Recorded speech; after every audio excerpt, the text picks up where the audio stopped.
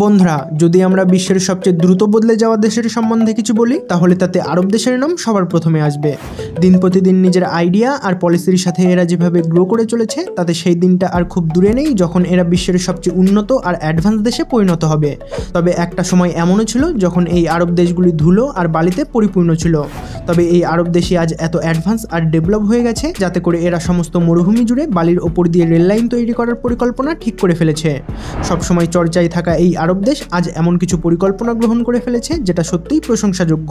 তো চলুন জেনে নেওয়া যাক মরুভূমির ওপর দিয়ে এই রেল লাইন তৈরি করার পিছনে আরব দেশের প্রধান উদ্দেশ্য কী, আর কেনই বা এই রেল লাইন তৈরি করা হচ্ছে। সম্পূর্ণটাই আলোচনা করা হবে এই ভিডিওটির মাধ্যমে। শুধু ভিডিওটি একদম শেষ পর্যন্ত দেখতে থাকবেন, আর নতুন বন্ধুরা চ্যানেলটি সাবস্ক্রাইব করে পাশে থাকা বেল আইকনটি অল সেট করে নেবেন। একসময় বিশ্বের উন্নত দেশগুলির তালিকাতে দূরদূরান্তেও খুঁজে না পাওয়া এই আরব দেশ আজ অ্যামেজিং আর অসাধারণ প্রজেক্টের মাধ্যমে পুরো বিশ্বকে চমকে দিচ্ছে। সেটা মিউজিয়াম অব দ্য ফিউচারের কথাই বলা হোক বা ভাটিকান সিটি, এই সব দিক দিয়েই আরব দেশ আজ বিশ্বের অন্য দেশগুলির তুলনায় অনেক এগিয়ে গিয়েছে। কিন্তু আজকের এই ভিডিওতে আমরা আরব দেশের সেই প্রজেক্টকে নিয়ে কথা বলবো যেটা হয়তো তাদের বাকি প্রজেক্টগুলির তুলনায় অনেক অসাধারণ আর বড়। আমরা বলছি আরবের ইথিয়েট রেলের ব্যাপারে। এটা কোনো মেগা প্রজেক্টের থেকে কম না, কারণ এই রেলকে আরব দেশের সমগ্র মরুভূমি জুড়ে বানানো হবে। এটাকে একটা সহজ কাজ বলে মনে হলেও এটা তৈরি করা অতটা সহজ না, কারণ প্রথমেই এই বালির মধ্যে কোনো কাজ করাই মুশকিল একটি ব্যাপার। তারপর বালির মধ্যে সেই রেলের পাতিগুলিকে বসানো প্রচুর সমস্যার। কাজটি প্রচণ্ড রিস্কি আর এটা করতে নানা রকম সমস্যার সম্মুখীন হতে হবে। তবে অসম্ভবকে সম্ভব করে দেখানো এই আরব দেশ এই প্রজেক্টটাকেও সম্পূর্ণ কমপ্লিট করে বিশ্বের সামনে নিজের উন্নত প্রযুক্তিকে প্রমাণ করে দেখিয়েছে। যাই হোক, প্রজেক্টটি সম্পূর্ণ তৈরি হওয়ার আগে এর শুরু হওয়ার গল্পটাও সম্পূর্ণ জেনে নেওয়া প্রয়োজন। তো গল্পটা শুরু হয় একটি মিটিংয়ের থেকে, যেটাকে জিসিসির মাধ্যমে কয়েক বছর আগে করা হয়েছিল। আসলে 2008-এর ব্যাপক লসের পরে এটা বিশ্বের অন্যান্য দেশের উপরে যতটা প্রভাব ফেলেছিল তার থেকেও বেশি মুশকিলে ছিল এই আরব দেশ। আসলে এই সময় তেলের দাম প্রচণ্ড গতিতে কমতে শুরু করেছিল। যেহেতু আরব দেশ সেই সময় তেলের বিজনেসেই শুধু এগিয়েছিল, সেই কারণে আরব দেশের জিডিপি হঠাৎ করেই অনেক কমে যায়। আর এই সময় জিসিসির 6 জন সদস্য Saudi Arabia, Kuwait, United Arab Emirates, Qatar, Bahrain ও ওমানের মধ্যে এই রেল লাইন তৈরি করার প্রজেক্টকে নিয়ে আলোচনা করা হয়। আর সবাই এই রেল লাইন তৈরির প্রস্তাবে রাজি হয়ে যায়। এই রেল লাইন তৈরির আসল উদ্দেশ্য ছিল জিসিসির এই 6টি দেশকে একসাথে যুক্ত করা, যাতে করে তাদের মধ্যে বিজনেসকে আরও বাড়ানো যায়। প্রজেক্টটি তৈরি করার সমস্ত খরচাকে এই 6টি দেশের মধ্যেই সমানভাবে ভাগ করে দেওয়া হয়েছিল, আর যেটা প্রায় $100 বিলিয়নেরও বেশি ছিল। আশা করি আপনি এই খরচের থেকেই এর গুরুত্বকে বুঝতে পারবেন। এবার হয়তো আপনাদের মনে এই প্রশ্নটা আসতে পারে, যদি সেই সময় আরব কান্ট্রির জিডিপি এতই কম ছিল তাহলে তারা এত টাকা খরচা করে এই মেগা প্রজেক্ট তৈরি করার রিস্ক কেন নিয়েছিল? আসলে বন্ধুরা, এটাও আরব দেশের একটি বিজনেস স্ট্র্যাটেজি ছিল। বিজনেস তখনই ভালো হয় যখন ট্রান্সপোর্ট সিস্টেম ভালো থাকে। উদাহরণস্বরূপ আপনি ব্রিটিশদেরকেই দেখে নিতে পারেন, যেরকম তারা নিজেদের বিজনেসকে বাড়ানোর জন্য ভারতে প্রথম রেল লাইন আর টেলিগ্রামের আবিষ্কার করেছিল। তো বেসিক্যালি এই 6টি আরব দেশও তাদের ইনকামকে অয়েল আর তেলের রিজার্ভ থেকে রেল লাইনের উপরে শিফট করতে চাইছিল, যাতে করে তাদের ইনকাম আরও বাড়তে পারে। এই রেল লাইন সব আরব দেশগুলির বোর্ডকেই ম্যানুফ্যাকচারিং হাবের সাথে কানেক্ট করবে, যাতে করে তাদের বোর্ড আর আরবান সেন্টারের বিজনেস খুব ভালোভাবে হতে পারে।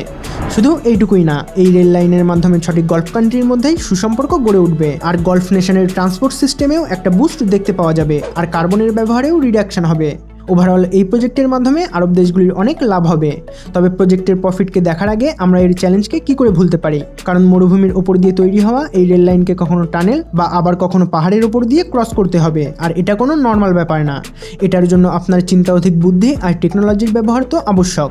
তার উপরে যখন কোনো প্রজেক্টকে কয়েকশো $100 মিলিয়ন দিয়ে তৈরি করা হয় তখন তার গুরুত্ব এমনিতেই অনেকটা বেড়ে যায়। এখানে কাজ করা প্রচণ্ড মুশকিল, তার কারণ হলো সূর্যের প্রচণ্ড তাপ এখানকার তাপমাত্রাকে প্রায় 50 ডিগ্রি পর্যন্ত বাড়িয়ে দেয়। এই জন্যই এখানে দিনের বেলা কাজ করা ওয়ার্কারদের কাছে প্রচণ্ড মুশকিল হয়ে দাঁড়ায়।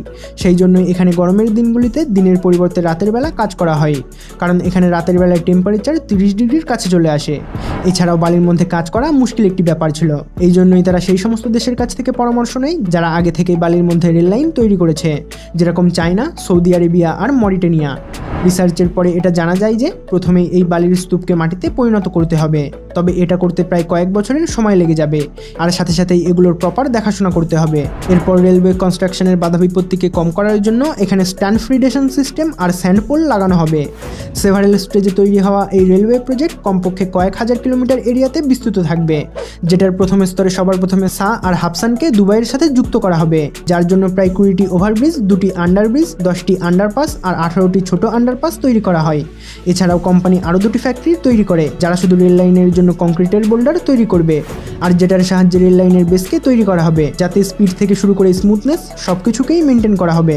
আর এবার যদি স্টেপ 2 এর কথা বলা হয়, তাহলে সেটা এখনও সম্পূর্ণ করা হয়নি, কিন্তু প্ল্যান মতো এই ট্রাকগুলিকে গোয়াইফাত থেকে শুরু করে ইউএই এর বর্ডার পর্যন্ত টানা হবে, যার জন্য 2020-তে অলরেডি এর কনস্ট্রাকশনকেও শুরু করে দেওয়া হয়েছে।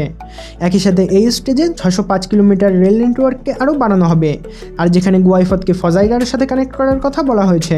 তো হিসেব করে দেখলে 6টি আরব দেশই নিজেদের গ্রোথের জন্য তাদের ডিপেন্ডেন্সকে খুব ভালোভাবেই শিফট করেছে, যেটাতে পয়সা তো প্রচুর খরচ হয়েছে, তবে যখন এটা একবার তৈরি হয়ে যাবে তখন বিজনেসের ক্ষেত্রে তাদের ডিম্যান্ড এত পরিমাণে বেড়ে যাবে যেটা কল্পনারও বাইরে। এমনকি এই একটি প্রজেক্টের মাধ্যমেই তাদের মেগা ইন্ডাস্ট্রিয়াল পোর্ট আর ট্রেডিং সেন্টারকে একসাথে যুক্ত করা যাবে, যেটা বছরে প্রায় 50 মিলিয়নেরও বেশি মালপত্র বহন করতে সক্ষম হবে। শুধু এইটুকুই না, এই রেলওয়ে লজিস্টিক আর ট্রান্সপোর্ট রিজনসকেও রিডিফাই করবে। তাছাড়া এটা একটা মডার্ন, সেফ আর চিপেস্ট ট্রান্সপোর্টকেও প্রোভাইড করবে, যেটা 6টি আরব দেশের জন্যই সাস্টেন সোশ্যাল ডেভেলপমেন্ট আর গ্রোথের দিকে যাওয়ার একটি পরিষ্কার রাস্তা তৈরি করবে। তো বন্ধুরা, এটাই ছিল সেই আরব দেশে তৈরি করা একটি মেগা প্রজেক্ট, যেটাকে তৈরি করা কোনো স্বপ্নের থেকে কম নয়, কিন্তু নিজেদের আইডিয়া আর দেশকে উন্নত করার উদ্যম তাদেরকে এই প্রজেক্টটা কমপ্লিট করতে সাহায্য করেছে। এবার দেখার বিষয় হলো যে $1 বিলিয়ন তৈরি এই রেলওয়ে প্রজেক্টটি ট্রেনের গতিতে এগোতে পারে কিনা। তো যাই হোক, এটা জানা যাবে আগত কিছু সময়ের মধ্যেই। তো তত সময়ের মধ্যেই আপনি আপনার মূল্যবান বক্তব্য আমাদেরকে কমেন্ট করে জানাতে পারেন। আশা করছি ভিডিওটি থেকে আপনারা অনেক নতুন কিছু শিখতে পেরেছেন। তো ভিডিওটি শুধু আপনাদের মধ্যেই সীমাবদ্ধ না রেখে আপনার ফ্যামিলি ও বন্ধুদের মধ্যে শেয়ার করতে ভুলবেন না। আর ভিডিওটিতে অবশ্যই একটি লাইক করবেন। আর এই রকম নলেজেবল ভিডিও প্রতিনিয়ত দেখার জন্য আমাদের চ্যানেলটি অবশ্যই সাবস্ক্রাইব করবেন। তো আজকের মতো এখানেই শেষ করছি। আবার দেখা হবে জলপরীর একটি নতুন এপিসোডে। তত সময় পর্যন্ত ভালো থাকবেন। ধন্যবাদ।